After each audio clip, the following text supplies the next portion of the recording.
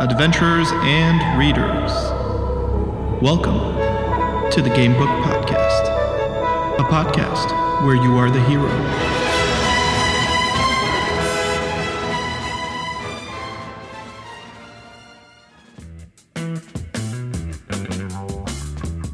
Hello, Neil, and welcome to the podcast. Salut! How are you doing? Doing good. It's a real pleasure to have you on the show, Neil, really. And, thank you. It's nice to be here. And so before we start going into the past, of course, questions about how Tin Man Games became what it is today. Before that, I wanted to congratulate you on the success of the Kickstarter Warlock of Firetop Mountain. Oh, thanks. Yeah, it's been a bit of an adventure itself, that's for sure. Could you tell us how the new concept for this game was born and what inspired you guys to make it happen? Because this is like a revolution in the universe of Warlock of Firetop Mountain. Yeah, so look, we've had the Fighting Fantasy license for a few years now, and I get so many messages, when are you going to do the Warlock of Firetop Mountain or Deathtrap Dungeon is the two most common messages.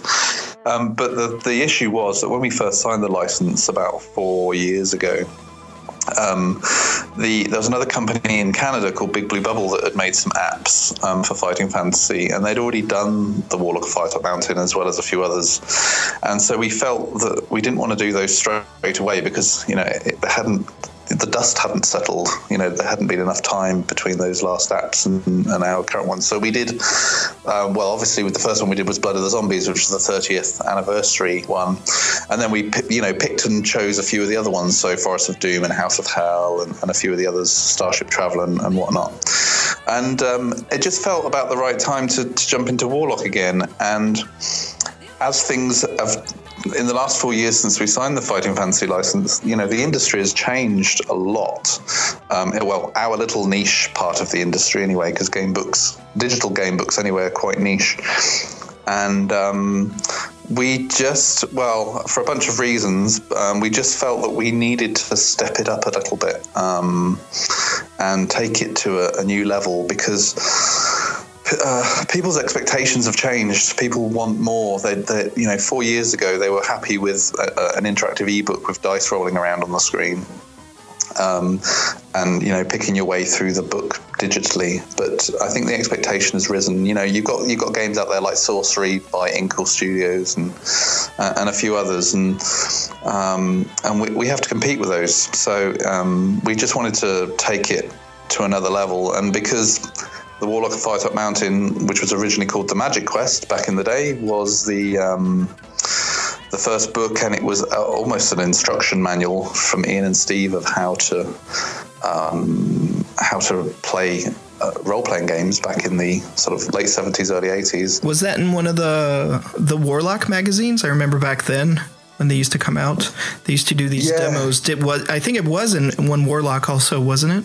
Well, the thing is, this was even before that. I mean, when Ian and Steve were pitching game books to the book publishers and most importantly Penguin, they were actually pitching to write a book on how to play role-playing games. That's how it all started. Right. And as part of that book, they produced a little solo adventure game inside it to explain, what a role-playing game was, because game books are essentially simple role-playing games.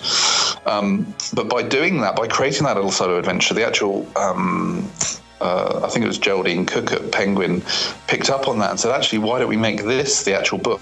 Yeah, that was the big bang. Yeah, that's when it all started. Yeah. So in essence, Fighting Fantasy is born from tabletop. It is D&D essentially, but it's solo D&D that's portable. So you can, we used to play them on holiday and stuff, didn't we? Take them on holiday, and so it is that. So by taking it back to the tabletop and actually saying, well, look, why don't we take the game book? The narrator of the game book is the dungeon master. Why don't we actually take it back to tabletop, have miniature bouncing around, that's go brilliant. through the dungeon and whatnot. So that's brilliant. That's brilliant. Loving it. It's even it's the next level of numerical game books. It's just this immersion completely into the book. What if this book became real? Like a bit the concept of the games. It always makes me think of the games Myst You know, what if you could open the book and just be thrown into that universe and live in it? Yeah, exactly. It's about, you know, you've got to remember as well that Fighting Fantasy game books appeared before video games had really, you know, got going. I mean, back at 1982 when Warlock came out, you know, there was very simple adventure games on home computers, and we were talking really simple.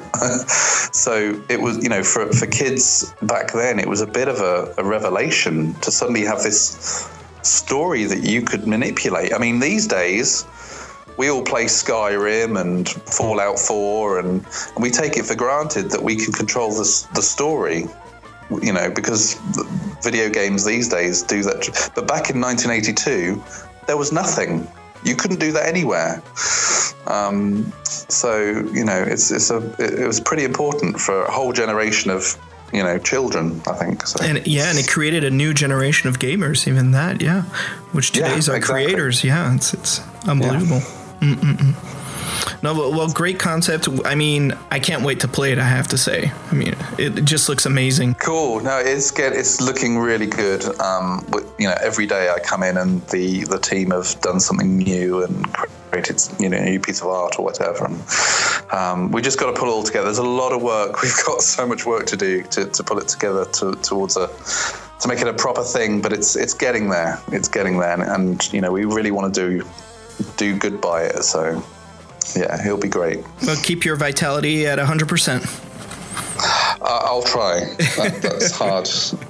I have 2 kids as well. They're like little goblins that keep piercing me with daggers. So yeah.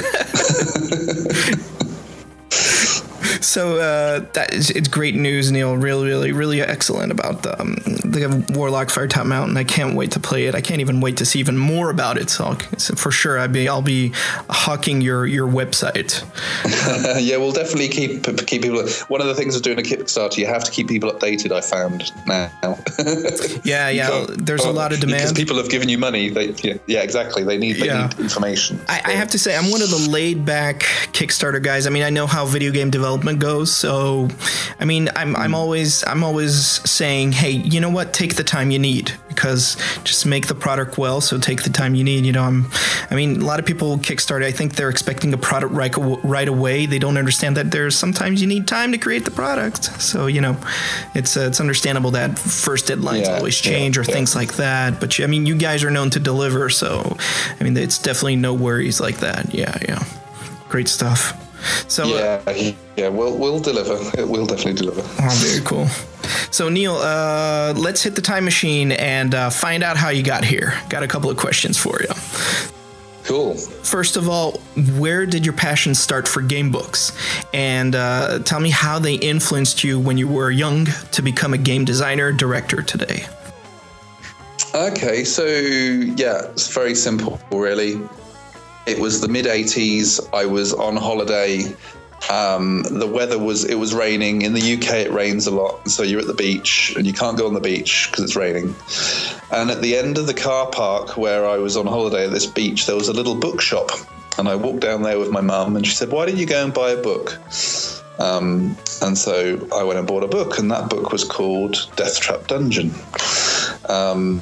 My mum was probably a little bit worried because it had the picture of the blood beast on the front and it looked horrible, but she let me get it anyway. It still looks horrible today, yeah. It does. And yeah, that was it. I mean, you know, it's probably a story pretty similar to everybody listening to this right now. At some point in your life, you got hold of one of these books, you opened the pages, and all of a sudden that was it.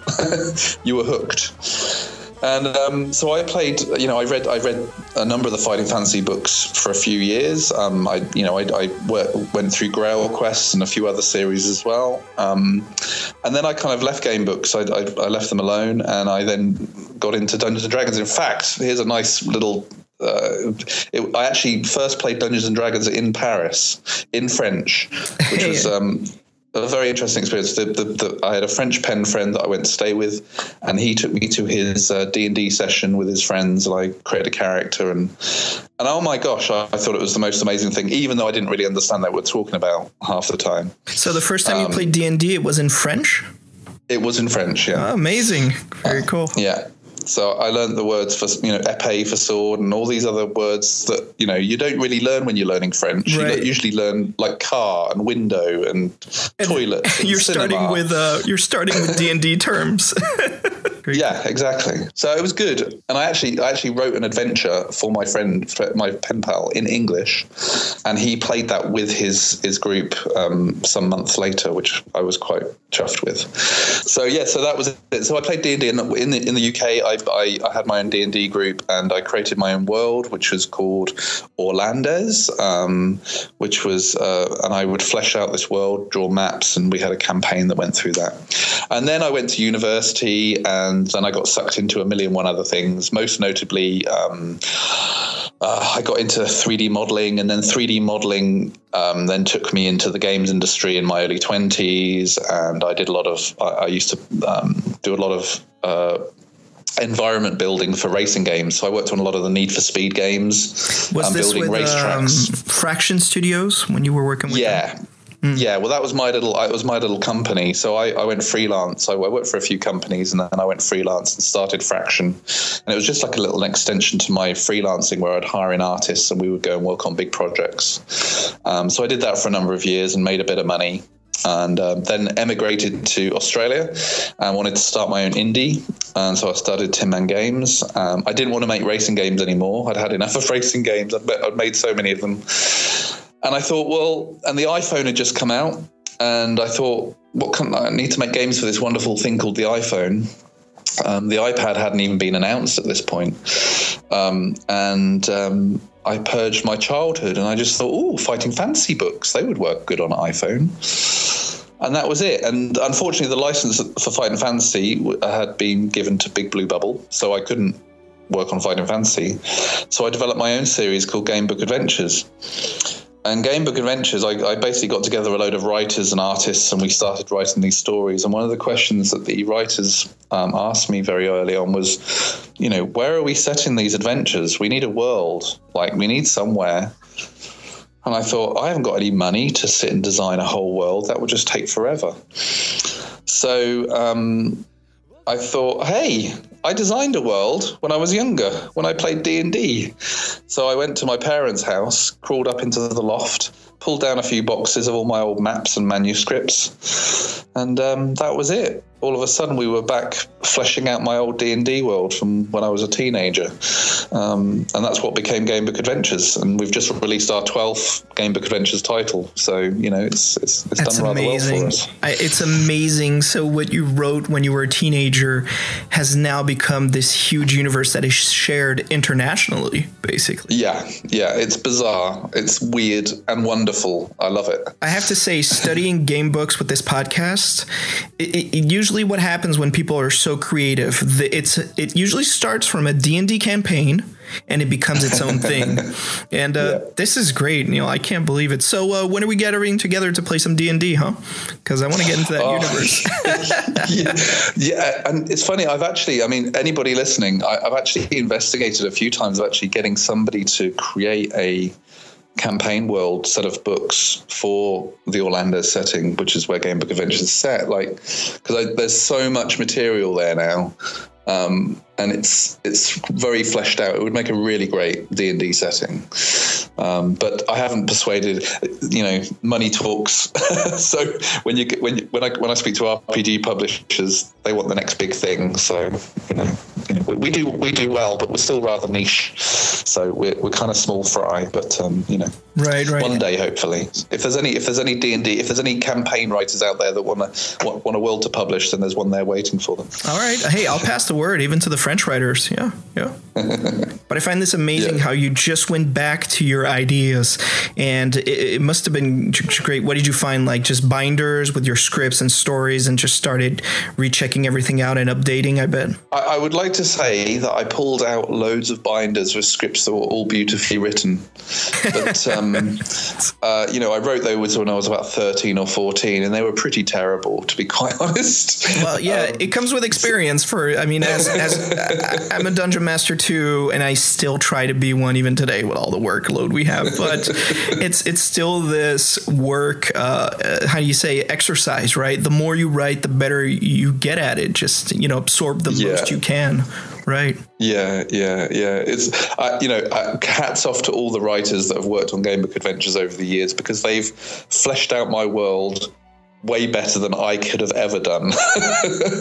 And they've taken it to the next level. They've just taken my original maps and my original town designs, because I had a good idea of geography. I used to be quite into geography, and so I had a good idea of geography and history and the basis of how the world was started. And the writers just took it and ran with it, and they created some amazing stories. Did you draw your maps and land on graph paper also?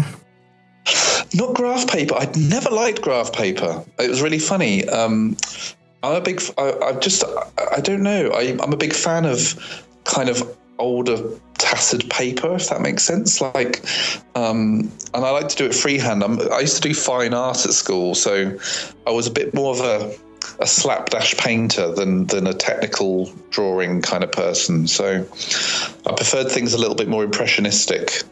Did you add color? A little bit, yeah. Oh, wow. Yeah. But it was a bit more freehand. I was never, like, when we played D&D, my D&D sessions were never very technical. They were all about storytelling, more than the kind of the rules heavy D&D sessions that I would sometimes play with other friends that were more into the rules. So it was always about storytelling. And so a lot of my maps, they weren't necessarily for, exactly laid out to size and for characters to jump, have their miniatures on. It was more of just a contextual addition to add flavor to the story, I think, that I was telling and crafting. Priority of immersion before the rules. I mean, if you have to twitch the rules, twitch them, but keep the immersion steady. That's the most important part. Yeah, absolutely. And I've always been a big fan of storytelling. That's my main thing. So yeah. And Neil, I mean, all of these people, working with you and creating your universe. And so this is how Tin Man Games became? Yeah, pretty much. So I started Tin Man Games and I brought these writers together. I couldn't promise them anything at the time because I was an unknown person and they had never heard of me before. And I just could promise them that I would publish their stories on the iPhone, which then became the iPad, of course, because the iPad got released, and then all of a sudden that was perfect for game books, the iPad. It's the perfect format, yeah. Oh, it was amazing. So the iPad didn't come out till we released our third Gamebook Adventures title. And then we went to one of the early PAX East in Boston. I can't remember, it was early 2011 maybe. And then I found out that everybody used Android. So we had to make everything then convert it all over for Android phones. Now you're covering both, yeah? Yeah, we've been covering both ever since. We actually got some funding to help do that because we couldn't afford to do it initially. That's great, yeah. So that was a really good thing to have, yeah. So and now we're on desktop computers as well now, so on Steam and a few other places. The Google, yeah. I don't know what they call it, the Chrome shop, is it? No, we're not on there. We're on Humble, so we're on Steam and Humble. Humble Bundle. Yeah, great deals every time. Yeah, great stuff. Yeah. And I mean, speaking of Tin Man Games and you working with all these publishers, so when we look into your library of games, we can see that I think it's great, you're continuing your World of Orlais, so the two new ones that came out, Soria's Awakening, and you also have Songs of the Mystics. Yeah. As we look, we see that there's a lot of collaborations with other writers. And could you tell us a bit about your best experiences working with them? Because we can see, looking through your saga, there's also Gundogs with Gary Chalk. And you also have one that's a little bit kind of, Lovecraftian, that you worked with some people that are known also in the geek world, so to say. I mean, could you tell us a bit more about these experiences working with these writers? I tell you, I've worked with so many fantastic people over the last few years. They're all amazing. So apologize if I forget somebody straight away, but Yeah, I mean, look, taking things like Gun Dogs, for example, Gary Chalk, he's a bit of an icon of game books through, Lone Wolf and whatnot. Yeah. And the shaper of the universe. Yeah. Yeah. I mean, and that all happened because I caught up with a guy called Jamie Wallace in the UK who runs a little publishing company called Greywood Publishing. And we got chatting in a pub, and he knew Gary and he wanted to create a game book. And I said, hey, I'll publish one. We'll get Gary to illustrate it. And 6 months later, Gary was sending me these emails with these beautiful illustrations. Oh, my God. I was just like, oh, this is amazing. This is nuts.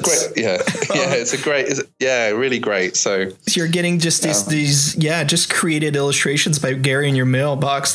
I bet when you were a kid, this is a dream come true, right? Yeah, completely. I mean, Gary, and he's I had the pleasure of speaking to him a lot on Skype, and he is the loveliest guy. He's hilariously funny.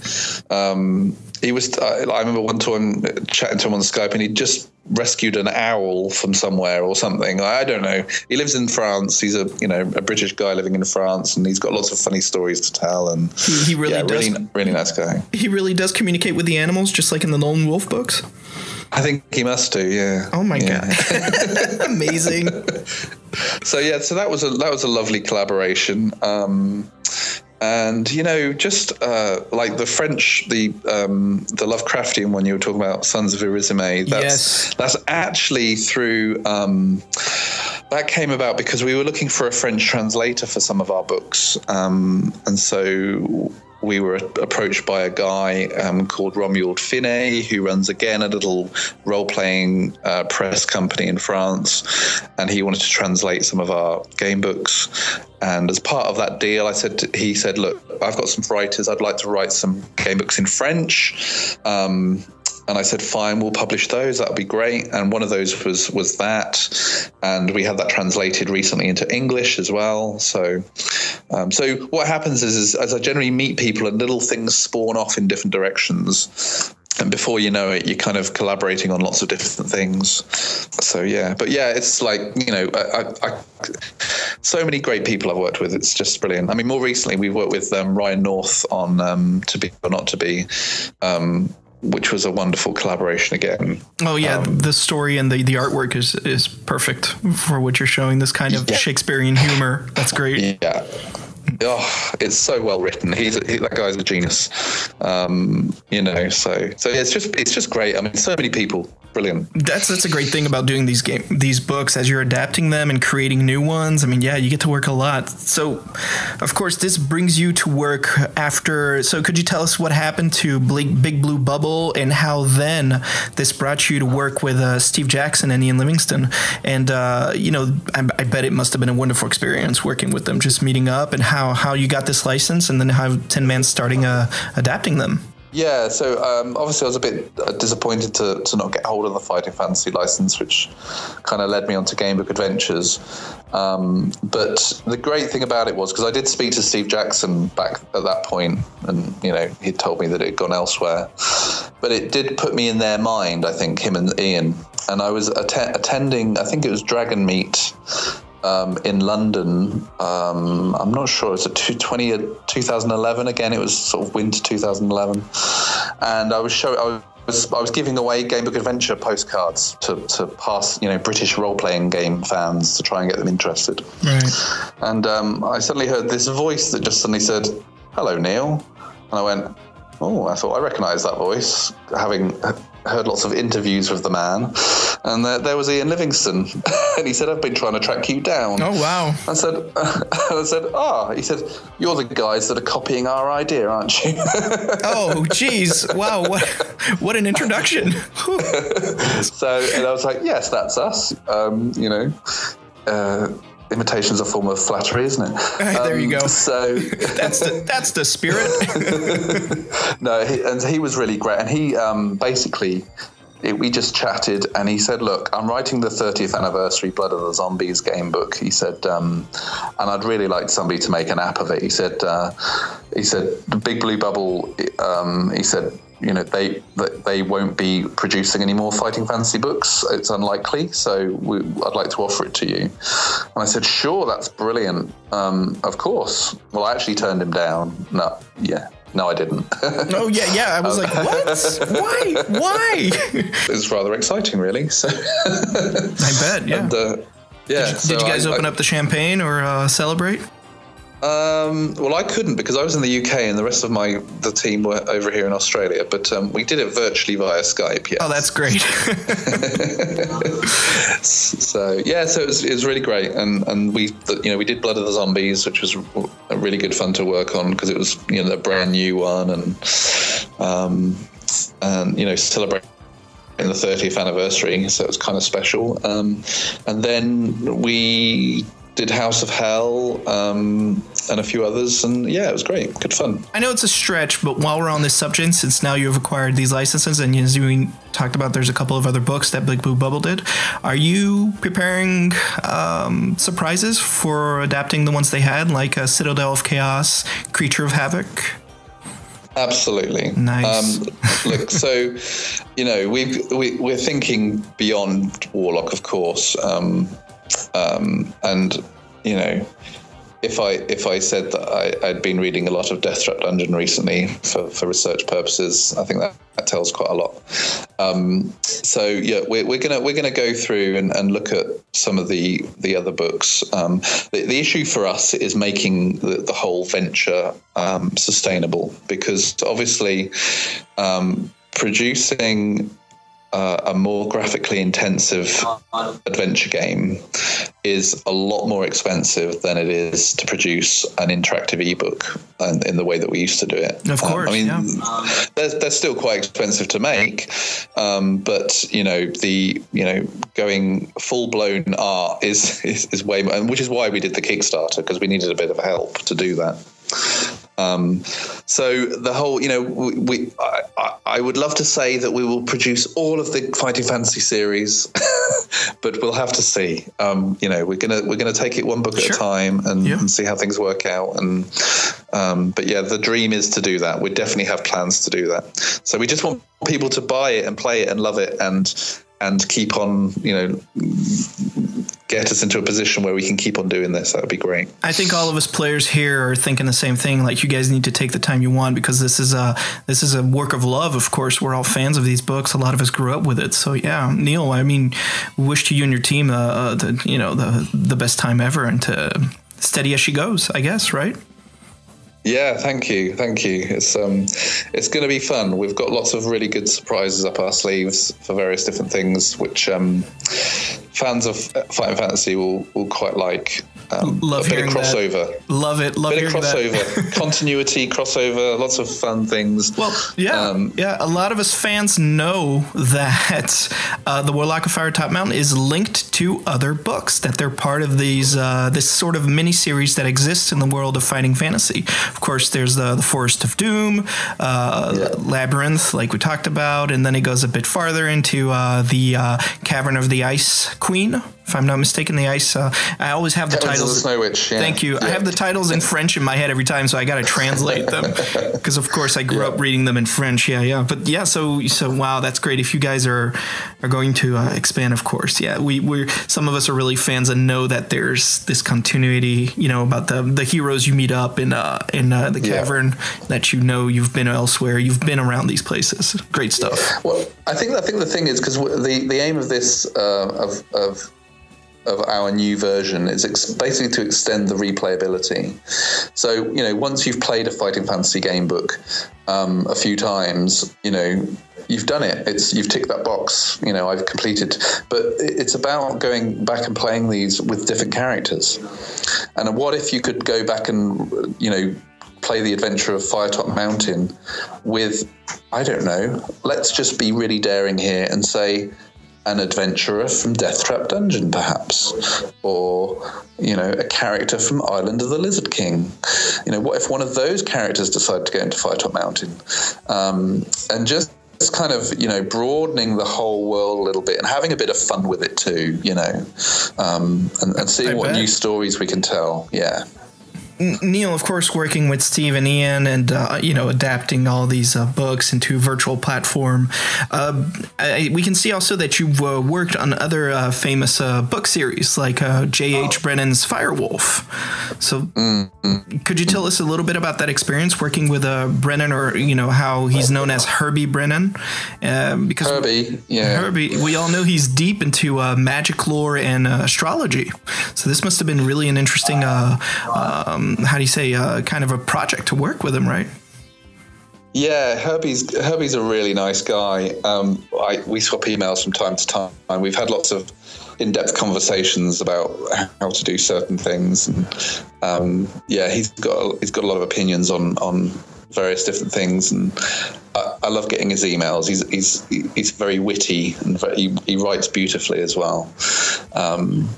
Firewolf was kind of cool because it was based on Sagas of the Demon Spawn, which is a series that in people that know game books know the series quite well, but it's outside of those circles it's lesser known. So adapting that was really nice because we could have a bit of fun with that and really up the kind of high fantasy element of it. The book has much bigger, it's known to have much bigger paragraphs. I mean, sometimes we're talking like 7 or 8 pages instead of the classic 5-line paragraph from Fighting Fantasy. It has this more in-depth immersion, really more of the storytelling. I feel like it's more profound. It tells us it analyzes characters with who we're evolving into the story, and it really builds this huge universe. So yeah, adapting that to platform must have been pretty crazy, right? Yeah, it was. And I know certain members of my team had fun adapting Herbie's original combat system, which was it's quite unwieldy, to be honest. I'm sure Herbie won't mind me saying that. It's a bit dense, and having that running on an iPad would confuse most people, so we had to simplify it somewhat. The Herbie created this wonderful system, but I know even when I was younger and I was doing the Firewolf Saga, boy, did I have a hard time. I felt like it was doing, a complex role-playing game, but without the Dungeon Master to kind of navigate you through it. So there was this really hard but very, interesting learning curve, because it was really fascinating. Once you pick up the demonic sword, that's when things get, real in the story. There's these whole new rules that are starting, and it's pretty amazing. Yeah. It was a fun book to do. It was 4 books actually. That was the weird thing, is that we actually developed, even though it's one app, it's actually 4 whole game books in there. So it was a lot of work. Why did you guys choose to do that, to release everything into one master collection instead of releasing them one by one? I think because so the feeling I got from reading Firewolf is that as a physical book with words on a page, the Demon Spawn books, they don't have as many choices as, say, a Fighting Fantasy book does. Right. The books are about the same length, which basically tells you that each of the sections in Demon Spawn have a lot more descriptiveness to them. They're a lot more heavy on the story. Whereas a Fighting Fantasy book, the story elements are smaller because you have more choice. There's more places to go. So the problem with apps is that you need enough interaction to keep people, give people a sense of worth in terms of what they hold in their hand. Because apps, you can get apps for $1, and you can get hundreds of hours out of those. So my thought was that if I just put one book in as an app, there wasn't enough choices for one experience of playing it. There was a lot of reading, but there wasn't enough choices. So the thought was, well, actually, what we'll do is we'll actually put all 4 books into one app, and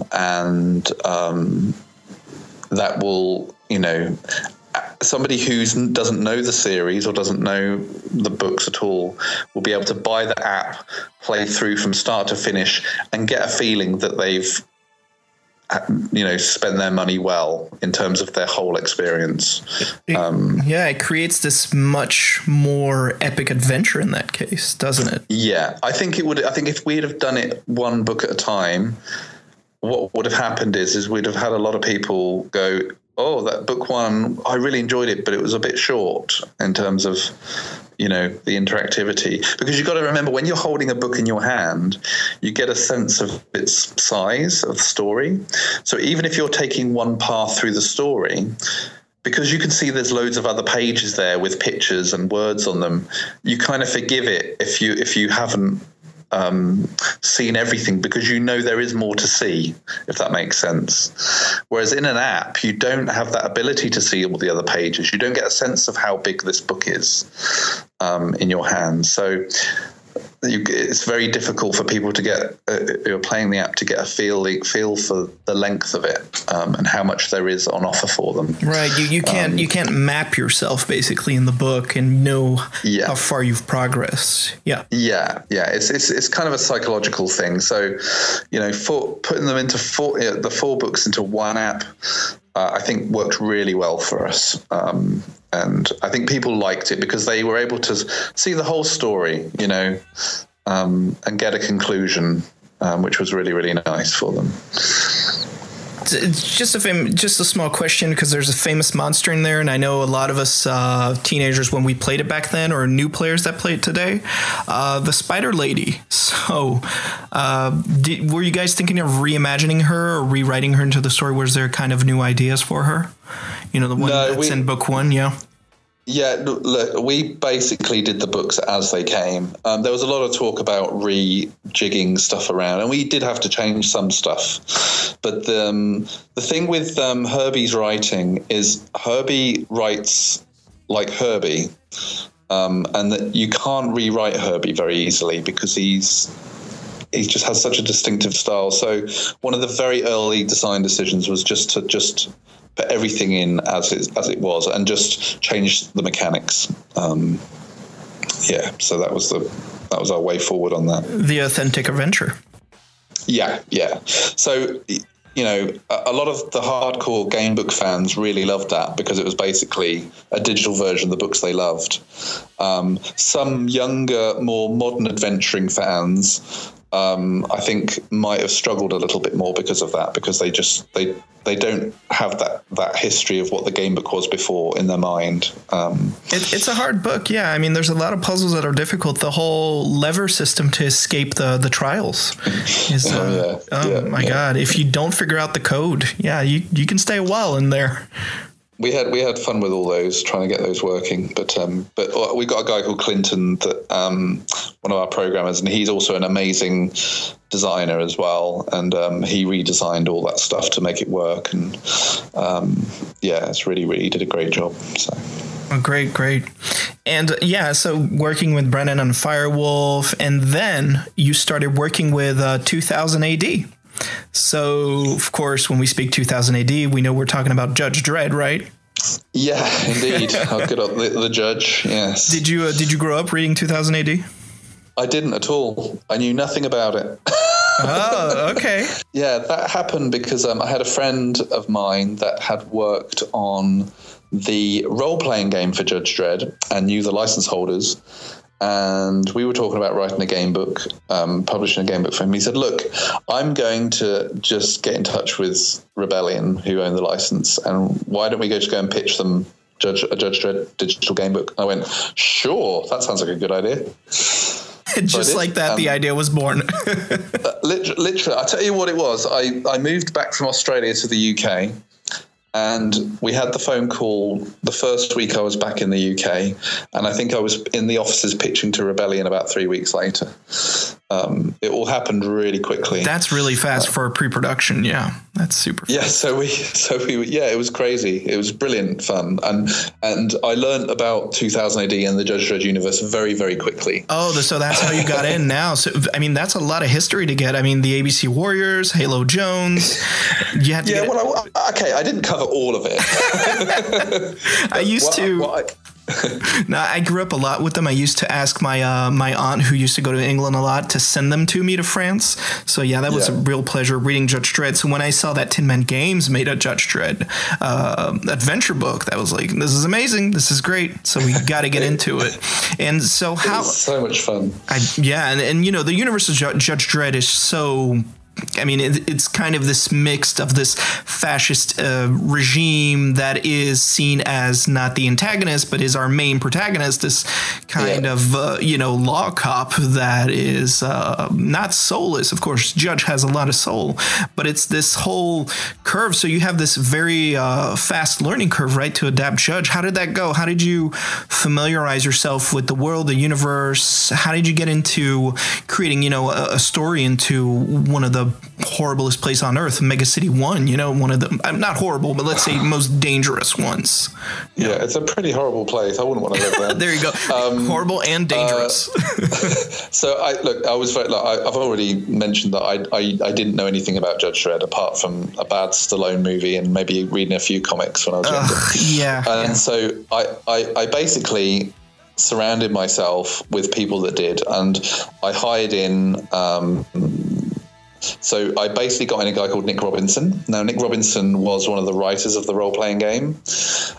He has read 2000 AD since he was a very small boy, since it first started. The perfect person to get on board, yeah. I met him, and he was just like, I was just blown away by his knowledge. And I suggested, to him to pitch me some ideas of a game, of an idea. He did, and I just said, that's amazing. And I basically gave him the job of writing it. And so he wrote it to start with, and I kind of adapted it afterwards. So I was the guy that I took it off his hands and kind of made it work. So essentially we were going through a bit of a transition at the time where we were trying to change up our dice rolling combat system into different ways. And the original Gamebook Adventures turn-based dice roll combat that we had in Judge Dredd to start with just didn't work because Judge Dredd is fast. He encounters a situation and things happen very, very quickly. He's got a gun, so he's diving for cover and shooting and doing various things. So his decision making happens very quickly, which doesn't really work as a turn-based slow, your turn, my turn, your turn, my turn kind of thing. So we changed the whole system and developed a thing called a difficulty check, which was basically a situation where Judge Dredd you would have to make decisions very quickly on how to solve a situation. So if you were up against 3 perps, you could choose to try and take all 3 of them down in one go. You could choose to take all 2 of them down, or you could choose to take 1 of them down. And rolling the dice, obviously, it's harder to take all 3 of them down in one go. But the risk pays off if you do, because then they don't get a shot in at you, and you've taken, the encounter ends. If you only manage to take down 2 or only 1 of them, then the other perps got a chance to have a shot in on you. So we developed a new system that did that. And unfortunately, when Nick originally wrote the book, he wrote it with our older combat system in mind. So I had the very Well, I would say it would probably be an enviable job to a Judge Dredd fan, but at the time, the many hours that it took me, I had to rewrite all the combats, all the gun shoots and the gunfights. I had to rewrite them all to make them work in this new system. So it was kind of good fun. I had to develop like choose your own adventure, gun shoots, which was. And it works in the book. It really does. And what's I find interesting, like you're telling me right now, the whole story is you're kind of creating this dexterity kind of initiative launcher, basically, to see how far you can go and what you can accomplish. And yeah, pretty much. Yeah. Very cool. And I mean, talking about 2000 AD, are you guys going to adapt or create another game book on this universe? Is that in your future projects for now, or? So we actually did announce about 2.5 years ago that we were going to do a sequel called Judge Dredd the Dark. And actually it has been written, or the first draft has been written of it. But due to a number of reasons, which, I can't really go into much here, but we had to put it on hold. Just because, sometimes you just got to make decisions. We're a small team. We have a limited number of projects we can work on at one time. And we just felt that we needed to concentrate on a few other things. I would dearly love to see Judge Dredd the Dark come back. Yeah, I would love it. So hopefully, fingers crossed. We'll be keeping an eye on it, Neil, for sure. Yeah, because for some of those who played, I had a blast playing the Judge Dredd experience. It was just great playing Dredd in an adventure game book, and the sound effects you put in, the whole universe atmosphere worked really great. Perfect. Really nice. Yeah, Nick Robinson did a great job. It was so important getting him involved with that project because he knows the universe inside out. And so the writing, the locations, everything about that book, like one of the things that I've heard from all Judge Dredd fans is that it oozes Judge Dredd style. Like it's like he absolutely nailed it. And only a real fan of the comic books could have done that. So I was really pleased with the outcome. It's one of my favorite releases, that book. Oh, nice. Nice. Yeah, I loved working on it. I loved everything about it. It was a really nice time. It was a good time in my life as well. I was about to become a father for the second time when I was working on that. Oh, so great. I have a lot of great memories of that little period of that. Of doing that. So. Yeah, I bet you get all nostalgia when you play it again, right? Just opening up the app. I try not to go back to our apps because it's when you've worked on them for so many hours. Oh yeah, you're kind of done for a few years. You want to move on, right? To look at it again. And obviously we have bug fixes and things to do, and I have to hire people in to do all that because once I'm done with it, I can't open it for a little while. So because of working on this universe, just the last thing about the 2000 AD, but do you read Judge Dredd now? I don't know, sadly. Okay. It's funny because Nick, I really got into the universe. I loved it. And Nick actually gave me some books to backstory books to read, and I read those. I got a few out of the library, a few of the sort of collected editions, and I read a few of those at the time, and I was really into it. And I thought, right, I'm gonna read Judge Dredd, and I run my own company. I'm a father of two. I don't get much time for myself these days. And you're still accomplishing a lot, which is pretty amazing, Neil. No worries at all. Yeah. Yes, I think what will happen is I will retire.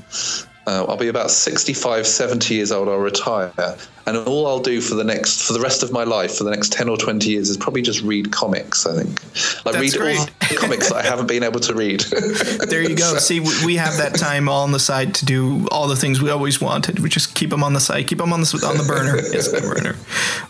I'll be playing D&D. That's what I'll be doing. I'll be playing D&D and reading comics. That's it. Most people do gardening at that point, don't they, when they retire? I won't be gardening. I'll just be doing that. It's like get all your buddies that are retired and keep us busy, right? Yeah, keep us creative. And so, Neil, as we're now in this kind of, a fictional future, after that, we just see now Tin Man Games is just unstoppable because you worked recently with Games Workshop on your game book Warhammer 40,000, Legacy of Dorn, Herald of Oblivion. And that was a complete surprise. I mean, I still play a bit of Warhammer whenever I can find the time, which isn't a lot. But when I do, I get this group, and of course, we're all nerds. We talk about it. And I came to the group saying, guys, there's this company I love, Tin Man Games, and they have a Warhammer book that just came out. Of course, I want to ask you, how did this come to existence? And how was your experience working with the GW team? Yeah, so, just from the outset, Games Workshop have been an absolute pleasure to work with. They've been brilliant. It's just been a really great experience. Oh, and how did it start? So they had some print-on-demand game books. There was 4 of them that they published through their Black Library sidearm, which they have it must have been about 5 or 6 years ago. And that was pioneered by a guy called Christian Dunn, who was also the writer of one of the books. And he's, he works internally at Games Workshop. So he pushed all this through, and I approached them a number of years ago to adapt these to apps. And at the time, they weren't in a place, they weren't ready to do that, which was fine. And then I was in Finland, of all places. So I was at a game show in Finland, and Christian Dunn was there. And I said, "Hey, Christian, we should really talk about adapting those apps again." And he went, "Yes." He said, "I actually think now is the right time for us to talk about it." Bingo. Just like that. Bring it up again in Finland, and it happens. In Finland, I know, right? Of all places. That's great. In Helsinki we were. Yeah, it was weird. And and we just got talking then, and then we swapped a few emails, and I did a pitch document for them. You know, we did it all proper and official, and we signed it up and we got going. And they, I looked at the 4 books that they'd released, and Herald of Oblivion stood out. Coincidentally written by Jonathan Green, who I'd already worked with on Gamebook Adventures 7. He'd written GA7 for us, and also he, you know, I had worked with him a fair bit, you know, talking to him, because he's also one of the Fighting Fantasy writers. He's written a few Fighting Fantasy books. He's pretty big in the collection. He's written a couple. So he's, I thought, well, John's an obvious choice because John knows how we work and whatnot. So I adapted Herald of Oblivion. Or we adapted it and took it forward, and we've been doing that for the last year or so. And and the team. I actually did the adapting of the book itself, the actual logic stuff. And again, just like Judge Dredd, I'm not the hugest. I don't have the hugest knowledge of Warhammer. I was always more of a TSR boy than a Games Workshop boy. Oh, okay. So I was more into D&D and kind of tabletop role-playing games rather than wargaming. And this Warhammer universe is really huge. I mean, the whole massive. Horus saga and all of these different armies and their history. I mean, once you start looking into the books, the codex for armies, so there's these books with rules, but they also have all of this lore, and you just which we now own, by the way. Oh, hey, great. GG, there you go. Nice. Yeah. But it's pretty amazing. So so choosing these books and adapting them into adventures, so you had to absorb all this knowledge, right, to understand like, what are the Necrons, why are they seen as so evil, what is so feared? Did you have to play some sessions, or how did that go? How did it go to kind of absorb all this knowledge to kind of install yourself in the universe? Well, one of the great things about Jonathan Green and the original book was that he was able to, his writing, did a lot of explanation for you, so that helps in the offset. But the other important thing, and this is the really important thing, is that I have one particular Games Workshop Warhammer geek that works for me. He's our artist. He's the guy that's actually producing all the artwork for Warlock of Firetop Mountain, and he. Like, you get him talking on Warhammer 40,000. Oh my gosh, you can't shut him up. He just talks and talks and talks, and he loves it. He knows so much, and so like he gave me a crash course in everything I needed to know. Like talking to him about the universe, and I came out of that talk, and I was just like, I could now probably do a quiz on Warhammer 40k. That's amazing. Yeah. So he was great, and he was great because and he did all the artwork for the app as well. So he was the guy that did all the holograms and designed all the UI. Yeah, it must have been great for him. Just boom, there you go, working on Warhammer 40k when you're a fan. That's great. Oh, he loved it. Yeah, and so any time that I was confused, like I would ask his opinion on. Certain things about the weaponry, right. Like, how would this weapon... So, for example, a simple thing like, hey, I have a plasma gun. What happens? So, obviously in the original book, if you don't have enough plasma rounds for your plasma gun, you can't fire your plasma gun, right? So you don't use your plasma gun. But in an app, you have to come up with all the conclusions, because somebody might want to use a plasma gun and not realize they don't have any rounds. Right. So we have to have a descriptive text about what happens if you try and fire a plasma gun without any rounds left, you know. And a simple thing like that, like how does a plasma gun work? What is that about? You know? Yeah. So, you know, getting his knowledge on that stuff, you know, is really important. So right. What does the beam of a Melta look like? What the hell is a las? What does it sound like? Yeah.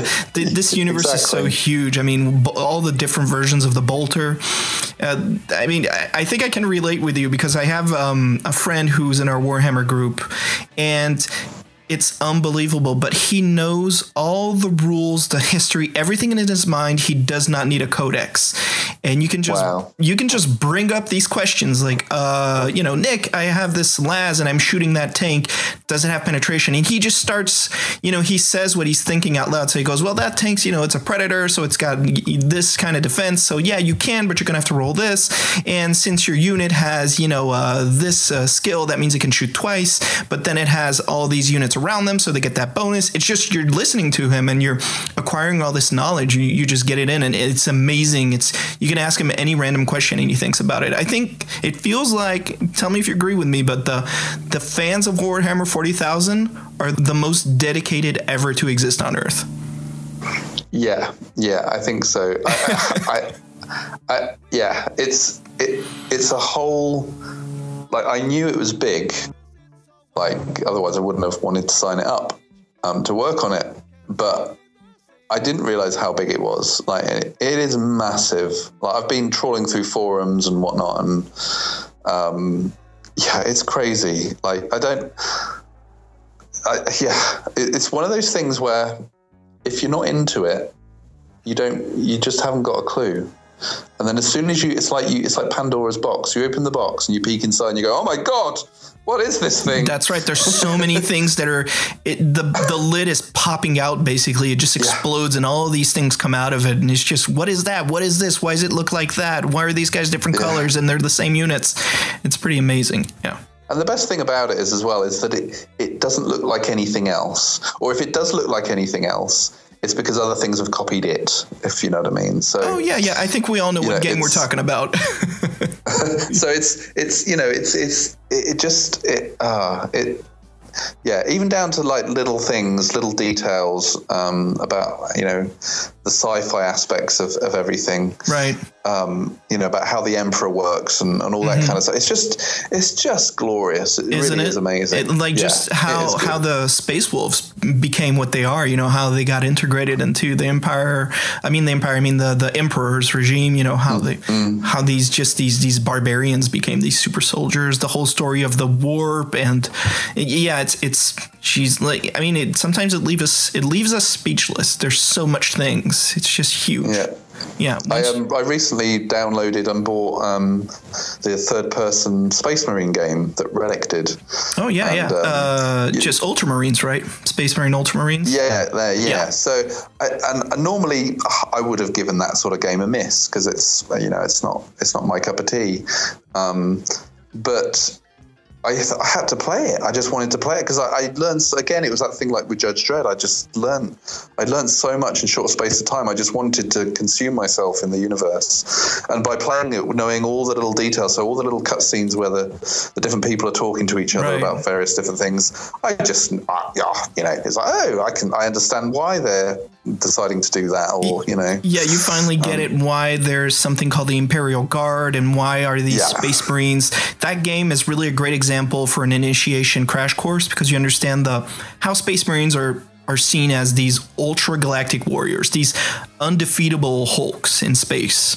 And I like how they work that, and, you know, the whole Roman Empire symbolism on them and how they integrate that. Just like the how you say, the Necrons have this kind of Egyptian kind of design on them because of the resurrection themes. There's a lot of great stuff. All right, well, Neil. I'll tell you what, Necrons, though, I have a bone to pick with Necrons. The part in Herald of Oblivion, the Necron maze. Oh my gosh, that was hard work to get that working. Anyway, that's the same thing. I can't stand Necrons. I fear them. I play Space Marine Salamanders, and, you know, when you know they can kill you in just a snap of a finger, it's something pretty intimidating. But Neil, to finish up, the subject of Warhammer 40,000, if you did play Warhammer, what army would you choose? Oh gosh, that's Well, I don't. You see, I don't know.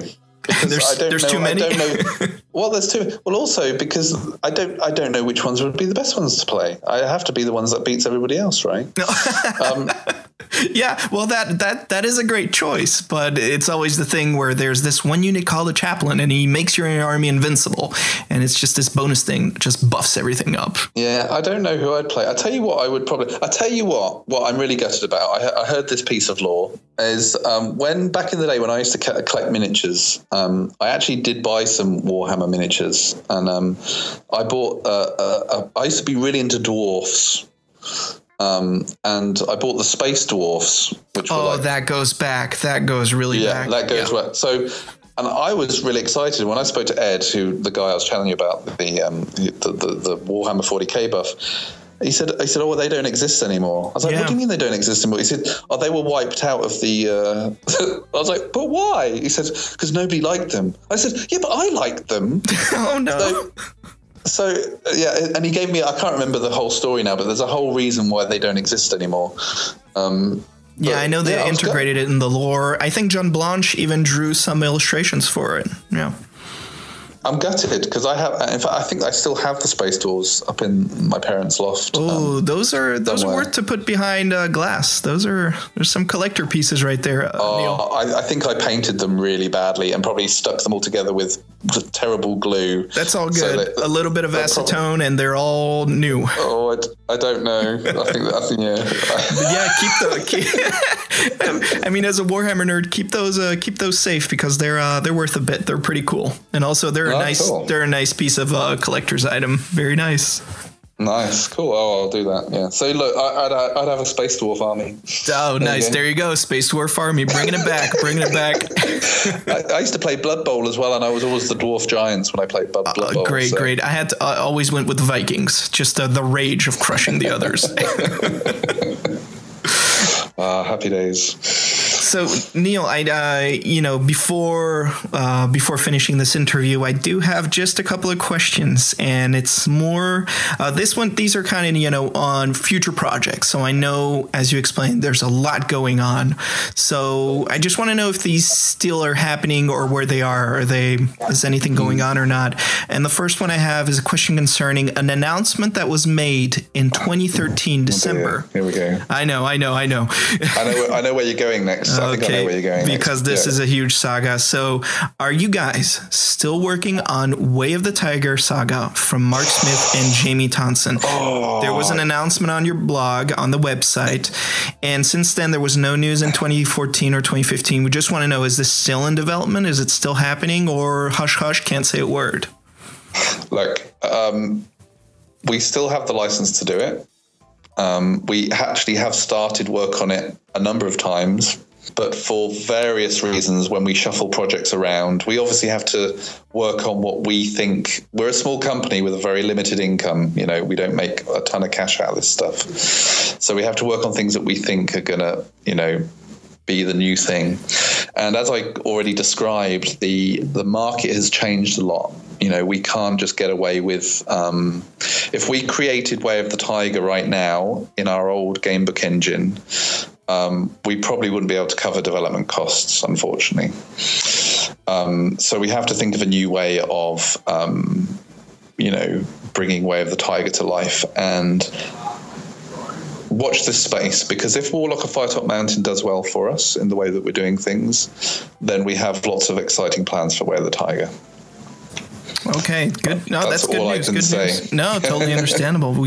I see, and I do have other questions. So just this one too. I know there's a lot of sagas that exist.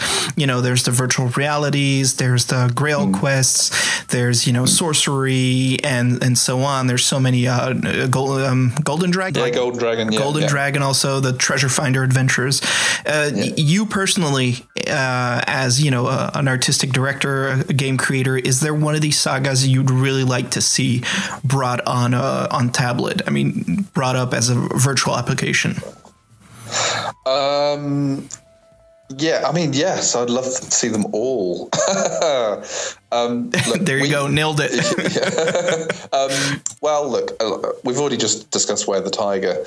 If I could bring Way of the Tiger to life in a way the way I would like to see it happen, it would be a massive pleasure to do that, because I think it's an amazing series, and it demands an amazing game to be made out of it. It's got one of the most in-depth, action-paced combat systems. It's got really interesting techniques, and it changes the difficulties of the enemies we encounter, which is one of the greatest things in these books. Yeah, it's such a great story as well, and so I desperately would love to see us do that and do it well, but we need to be in the right place to do that, and hopefully we will be. The other series, of course, I would love to see is Grail Quest, and Grail Quest again is an amazingly written series. Herbie's, it's so good. It's so funny. What I love about this saga of Grail Quest is at the end of the books, there's the items that are illustrated because we pick them up in the adventure. And this book at the last pages just drew them, so we really know what we had in our inventory. We could see it visually what it looked like. And it also felt like, the early Infocom games with the feelies. When you open the box, you had physical versions. Yeah. Well, I would dearly love to do it, and again, watch this space, because we are sure we do have the license for that, and we have plans for that. We're going to do that in a different way, and I just need to we actually had some concept art drawn up for it recently, and let's just say Merlin looks amazing. And we're going to see how we go with that for next year, and hopefully we'll see Grail Quest come to life again. That'd be great. That's great. Well, Neil, thank you very much for your time. This has been a real pleasure, real immersion into the world of all these game books, all these projects you've worked on. No worries. Thanks for having me. Oh, real pleasure. Well, before we leave, could you tell us, what is your favorite game book? Now you're getting me. What is my favorite game book? Yes, it's a big question, isn't it? It is a big question. So look, I'm gonna give you two. Sure. Because I'm gonna give you one with my heart, which is the one which got me here in the first place, which is Death Trap Dungeon. I can still read Death Trap Dungeon over and over. I love that game book. It's just, and it's so iconic. The front cover, everything about that, the smell of the pages, absolutely everything is nostalgic to me, and I love it. Especially if you have an older print, the smell of the pages is going to be much more different than the newer ones. Yeah. Well, we've over the last few years, we've bought up loads of the old ones from eBay and various places, because obviously we need as many copies as possible when we're developing these things. So we have a few of the really original prints lying around, which is every now and again I open the pages and have a quick smell. But if I'm going to go with a pure, beautifully written story that works well in game book form as an interactive piece of fiction, it's going to have to be Heart of Ice by Dave Morris. That's a great choice. Yeah, it's got to be that, because that's a great. It's like that. Whenever I read that, and I only read it for the first time a few years ago, I'll be honest. Whenever I read that, I feel like I'm playing a modern video game. Like I can actually. It feels like playing Fallout or one of those epic, kind of big epic video games, because the world, he doesn't explicitly explain a lot of the world all the time, but just in the way he writes it just builds up in your imagination. It's just amazing. It's such a good book. It's so vast. Yeah. That's what happens when we read Heart of Ice. Yeah. So did you see that there was there's a French company that updated the book recently, that it got republished?